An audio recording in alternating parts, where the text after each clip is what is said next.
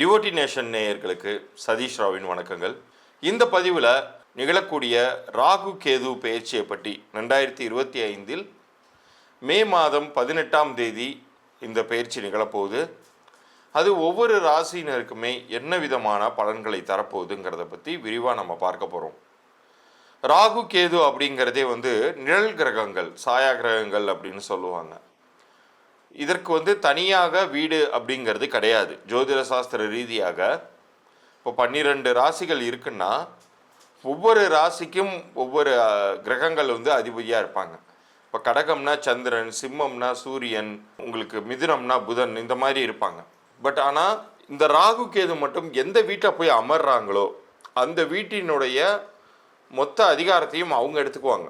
அந்த ராசி அதிபதி என்ன செய்வாரோ அந்த ஒர்க்கை இவங்க செய்வாங்க. அது மாதிரியான ஒரு தன்மையுடையவங்க. ரெண்டாவது, இந்த 2 கிரகங்கள் மட்டும்தான் ரிவர்ஸில் சுற்றும், ஆன்டி கிளாக் வைஸில். மற்ற கிரகங்கள் இப்போ காலபுருஷ தத்துவத்தின்படி மேஷம், ரிஷபம், மிதுனம், கடகம் இப்படி போகுதுன்னா இவங்க கடகம், மிதுனம் இப்படி வருவாங்க, ரிஷபம், மேஷம் இப்படி சுற்றுவாங்க, ஆன்டி கிளாக் வைஸில் சுற்றுவாங்க.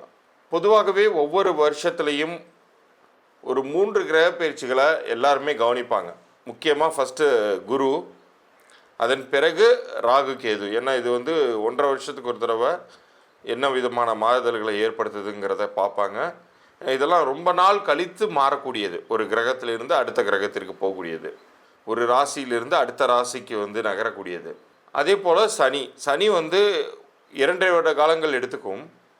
பட் அந்த 2.5 வருட காலங்கள்லையுமே சமயத்தில் உங்களுக்கு அதிசாரம், அதே மாதிரி வக்ரம், இது மாதிரியான தன்மைகளில் இடம் மாறிக்கிட்டே இருப்பார். ஸோ இந்த 3 கிரகங்கள் ஒரு மனிதனுடைய வாழ்க்கையில் நிறைய மாற்றங்களை கொண்டு வரக்கூடியது. சாதாரண ஒரு குப்பையில் இருக்கிறவனை குபேரனாக்கும், குபேரனை இருக்கிறவனை குப்பைகளை கொண்டு விட்டுரும். அந்த அளவுக்கு ஒரு மிகப்பெரிய விளைவுகளை ஏற்படுத்தக்கூடியது. இந்த ஒரு வருஷத்தில் மட்டும்தான், இந்த 2025 கிட்டத்தட்ட இந்த 4 கிரகங்களுமே மாறுதுங்க. குரு, சனி, ராகு, கேது. அப்போ நம்ம என்ன பண்ணணும்னா ரொம்ப நன்றாக தெரிஞ்சு வச்சுக்கணும் எந்த கிரகம் நமக்கு என்ன நல்லது பண்ண போகுது. இதில் பெரிய ப்ளஸ்ஸும் இருக்குது, மைனஸும் இருக்குது. நான் ஏன் இவ்வளோ விளக்கமாக உங்களுக்கு நான் சொல்லிகிட்டு இருக்கேன் அப்படின்னு கேட்டிங்கன்னா, இதில் இருக்கக்கூடிய சாதக பாதகங்களை தெரிந்து கொண்டீர்கள் என்றால் இந்த வருஷம் உங்களுக்கு மிகப்பெரிய பொற்காலமாக அமையும். 12 ராசியினருக்குமே. ஏன் 12 ராசிக்குமேன்னு சொல்கிறேன்னா, உங்களுக்கு ராகு கேது கைவிடுதா, குரு நல்லது பண்ணுறாரான்னு பாருங்கள். குரு கைவிடுறாரா, சனி நல்லது பண்ணுறாரான்னு பாருங்கள். சனி உங்களுக்கு கெடுதல் பண்ணுதா, மற்ற 3 கிரகங்கள் குரு, ராகு கேது நல்லது பண்ணுதான்னு பாருங்கள். நிச்சயம் ஏதாவது ஒரு வகையில் ஒரு கிரகமாச்சும் உங்கள் லைஃப்பை பேலன்ஸ் பண்ண போகுது. ஸோ எந்த விஷயங்களில் ஜாக்கிரதையாக இருக்கணும், எந்த விஷயங்களில் நீங்கள் ரொம்ப அதிகப்படியாக ரிஸ்க் எடுக்கலாம், லாபங்கள் கிடைக்கும் அப்படிங்கிறத பற்றிலாம் இந்த பதிவில் விரிவாக பார்க்க போகிறோம். வாங்க பதிவுக்குள்ளார போகலாம். கடகராசியை பொறுத்த வரைக்கும் இந்த ராகு கேது பயிற்சி என்ன விதமான பலன்களை தரப்போகுது அப்படிங்கிறத பார்க்க போகிறோம். வரக்கூடிய மே 18ஆம் தேதி ராகுவை பொறுத்த வரைக்கும் உங்களுடைய 8ஆம் வீட்டிற்கு வரார். மீனத்திலிருந்து கும்பத்துக்கு ரிவர்சல் நகர்றாரு. இன்னொரு பக்கம் கேது உங்களுடைய 2ஆம் வீட்டிற்கு வரார். அவர் கன்னியிலிருந்து சிம்மத்துக்கு நகர்றார். ஸோ இந்த 8ஆம் வீட்டிற்கு வரக்கூடிய ராகு கெடுதல் பண்ணுவாரா அப்படிங்கிற பயம் உங்களுக்கு இருக்கலாம். 2ஆம் வீட்டிற்கு வேற கேது வராரு. அது சரியான நகர்வா அப்படின்னு கேட்டால் ஒரு 50-50 பலன்கள் தான் உங்களுக்கு கிடைக்க போகுது. இதில் ரொம்ப ஒரு அற்புதமான விஷயம் என்ன தெரியுங்களா, குரு உங்களுக்கு 12ஆம் வீட்டில் அமர்ந்து அந்த ராகுவையே பார்க்க போகிறார். அடுத்த ஒரு வருஷத்துக்கு அந்த ராகுவின் மீது தன்னுடைய சுப பார்வையை வீச போகிறார். அது உங்களுக்கு மிகப்பெரிய நன்மைகளை ஏற்படுத்த போகுது. குரு பார்க்க கோடி தோஷ நிவர்த்தி, 1 இல்லை 2 இல்லை, கோடி தோஷங்கள் நிவர்த்தி ஆகும்னு சாஸ்திரங்கள் சொல்லியிருக்கு. அந்த அளவுக்கு நன்மைகள் நடக்க போகுது. ஸோ இதில் உங்களுக்கு கெடுதல் அப்படிங்கிறது மிக குறைவாகவே நடக்கும். எந்தெந்த விஷயங்களில் நீங்கள் ஜாக்கிரதையாக இருக்கணும் அப்படிங்கிறத மட்டும் நீங்கள் தெரிஞ்சுக்கோங்க. ஸோ அதிகப்படியான கடன் வாங்க வேண்டிய சூழ்நிலை வந்தால் அந்த ஒரு 60% வரைக்கும் நீங்கள் கடன் வாங்குங்க. பாக்கி 40% உங்களுடைய வீட்டில் இருக்கக்கூடிய சேமிப்புகளை வைத்தோ அல்லது நகைகளை வைத்தோ நீங்கள் ரொட்டேட் பண்ணிக்கோங்க. சில பேர் 100 ரூபா தேவைன்னா 200 ரூபாய்க்கு வெளியில் 20% மேலே போய் வட்டிக்கு கடன் வாங்குவாங்க.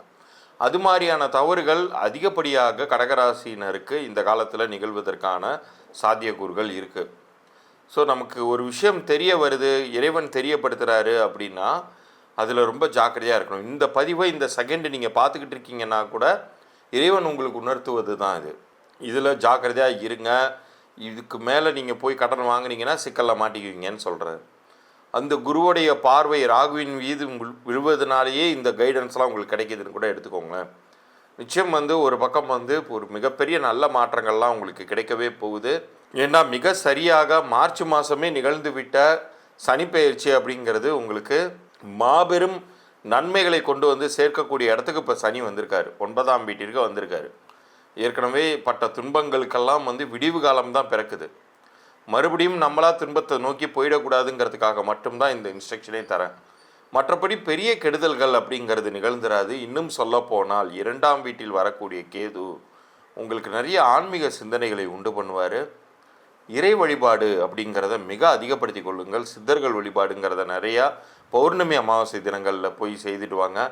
உங்கள் வீட்டில் அருகில் இருக்கக்கூடிய ஜீவ சமாதிகளோ அல்லது வெளியூர் சென்றோ நீங்கள் சித்தர்களுடைய சமாதிகளுக்கு சென்று வாருங்கள். மாபெரும் நன்மைகளே உங்களுக்கு அவர்கள் வழங்குவார்கள். மற்றபடி பொருளாதார விஷயத்தில் அதிகப்படியாக கடன் மட்டும் வாங்குவதை தவிர்த்து கொண்டாலே நீங்கள் ரொம்ப சேஃபாக இந்த ராகு கேது பயிற்சியை கிராஸ் பண்ணி வந்துடலாம். இவ்வளோ நேரம் நீங்கள் பார்த்தது ராகு கேது பயிற்சிக்குரிய இந்த பொது பலன்கள் நீங்கள் பார்த்துருக்கீங்க. ஒவ்வொரு பயிற்சி காலகட்டங்கள்லையுமே சாதகமும் இருக்கும், பாதகமும் இருக்கும்.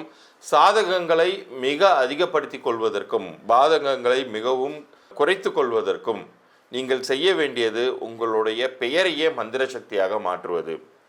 இப்போ நான் சொல்லக்கூடியது விளையாட்டு இல்லைங்க. குருவுடைய அருள் இருந்தால்தான் இது உங்களுக்கு கிடைக்கவே செய்யும். நீங்கள் வணங்கக்கூடிய குலதெய்வத்தினுடைய அருளும் இஷ்ட தெய்வத்தின் அருளும் குரு மகான்களின் அருளும் இருக்கும் பொழுது ஒரு மனிதனுடைய விதியே மாறும் அவருடைய பெயரினால். நீங்கள் எவ்வளோ பெரிய ஞானிகளை எடுத்துக்கொள்ளுங்கள், அவங்களுடைய இயற்பெயர் ஒன்றாக இருந்திருக்கும். அவர்கள் வாழ்க்கையில் முக்தி நிலை அடையும் பொழுது தீட்சை பெறும் பொழுது வேற ஒரு பெயர் கொடுக்கப்பட்டிருக்கும். நரேந்திரநாத் விவேகானந்தராக மாறுறாரு, வெங்கடநாதர் ஸ்ரீ ராகவேந்திரராக மாறுறாரு. இது மாதிரி நிறைய உதாரணங்கள் இருந்துக்கிட்டே இருக்கு. ஏன்னா பெயருக்கு அந்த அளவுக்கு ஒரு பெரிய சக்தி இருக்குதுங்க. அந்த பெயரினுடைய சப்தம் உங்கள் வாழ்க்கையில் காலம் முழுக்க நிரந்தரமாக நல்ல பலன்களை கொண்டு வரணும்னா அது உங்கள் பிறந்த தேதிக்கும் கூட்டு எண்ணிற்கும் பொருந்திருக்கா இல்லையாங்கிறத நீங்கள் சரி செய்து கொள்வதற்கு இறைவன் ஒரு வாய்ப்பு உங்களுக்கு கொடுத்துருக்காரு இந்த பதிவின் மூலமாங்கிறத நீங்கள் உறுதியாக நம்புங்க.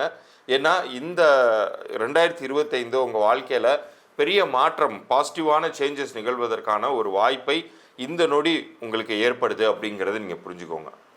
சரி, இது எப்படி நம்ம செக் பண்ணணும்? ஏற்கனவே அமைந்திருக்கிற பெயர் உங்களுக்கு நல்லா இருக்கா இல்லையாங்கிறது தெரிஞ்சுக்கிறதுக்கு நம்ம சேனலை சப்ஸ்கிரைப் பண்ணி அந்த ஸ்க்ரீன்ஷாட்டோட உங்களுடைய பெயர், பிறந்த தேதி மற்றும் உங்களுடைய வியாபார பெயர் ஏதாச்சும் இருந்துச்சுன்னா அதையுமே நீங்கள் அனுப்பலாம். சில பேர் குழந்தைக்கு அப்போ தான் பேர் வச்சுருந்துருப்பீங்க, அந்த பெயர் சரியாக இருக்கா, அவங்களுக்கு ஒரு நிரந்தர சொத்து மாதிரி அந்த பெயர் அமையுமா அப்படின்னு தெரிஞ்சுக்கணும்னா அந்த குழந்தையினுடைய பிறந்த தேதியும் பெயரையும் எனக்கு அனுப்பிச்சி விடுங்க. இந்த பெயர்கள் எல்லாம் உங்களுக்கு நல்லது பண்ணுமா பண்ணாதா அப்படிங்கிற தகவல்கள் வரைக்கும் மாத்திரம் நான் இலவச பொது பலன்களாக தருவதாக இருக்கிறேன்.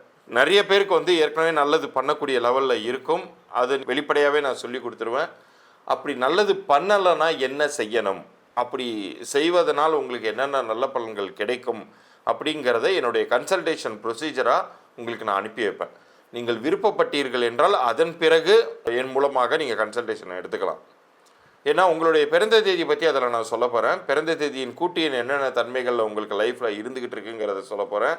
தற்போது உங்களுக்கு அமைந்திருக்கக்கூடிய பெயர் என்ன விதமான பலன்களை கொடுத்துக்கிட்டு இருக்குங்கிறத பற்றியெல்லாம் விரிவாக நான் சொல்ல போகிறேன். விருப்பமுள்ளவர்கள் இதை அனுப்பி வைங்க. உங்களுக்கான மிக சக்தி வாய்ந்த பெயர் திருத்தம் அமைவதற்கான காலம் இது. இதுவே குரு உங்களுக்கு கொடுக்கக்கூடிய ஒரு நல்ல வாய்ப்பு. இதை பயன்படுத்தி கொள்ளுங்கள்.